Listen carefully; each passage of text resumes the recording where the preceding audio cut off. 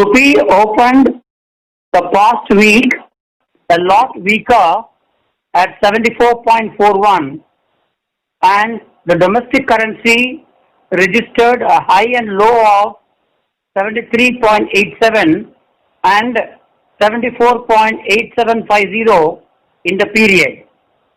From the beginning of the week, most of the Asian currencies had depreciated by 1.5% to 2% on intraday basis, but the rupee exchange rate remained marginally weak, which highlighted the central bank's alertness in managing the rally and preventing the rupee from any sharp depreciation.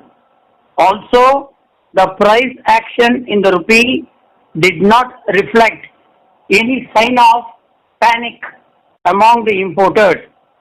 For the week ended 23/10/2020, Forex reserves marginally rose by USD 0.188 billion to touch an all-time high of USD 560.72 billion. The Forex reserves are sufficient to cover 14 months of imports, as the global oil prices are dipping lower due to demand contraction in the globe. India's oil import bill will be significantly lower in the coming months. Due to lower global oil prices, RBI may tolerate a depreciation in the domestic currency up to 75.00 level, as the imported inflation shall remain well contained.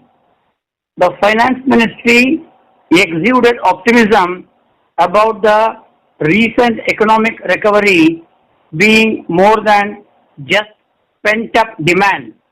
It is interesting to note the RBI has announced the local forex market trading from 10 a.m. to 3:30 p.m. effective from 9/11/2020. The extension of the trading hours may lead to mild volatilities in the home currency and could help a better price discovery for the clients in managing the forex exposures. It is interesting to note that RBI is looking at diversifying the forex reserve investment amid the significant fall in global interest rates caused by the pandemic, and the central bank is likely to increase its gold investments besides exploring other opportunities to increase the overall yield on the forex reserves. After recording a positive export growth at 6% in September, after the consecutive fall in exports for 6 months in the earlier period,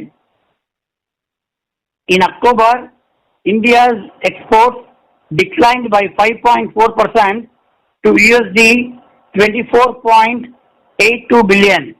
Imports also fell by 11.56% in October due to lower non-oil imports and the significant reduction in the oil import bill.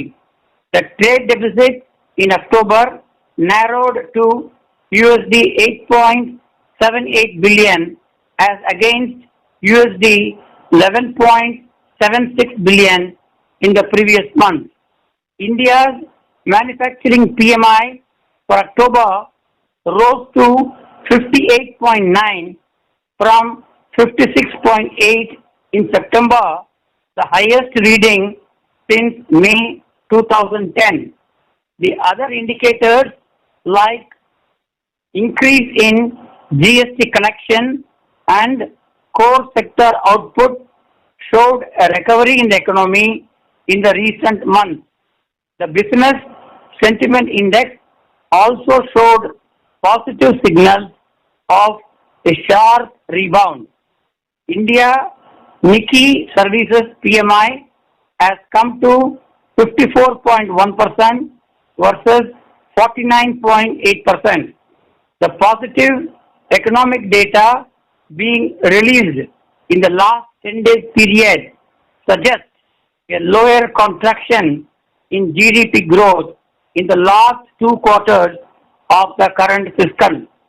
It is to be noted that exporters had the potential opportunity to hedge the receivables up to March 2021 maturities at or near the 74.70 level, and now the importers can target a spot exchange rate of 73.50 or better to hedge their payables up to the next 3 months maturity. Due to huge dollar selling by exporters up to March 2021 maturities, the forward dipped lower across the tenor.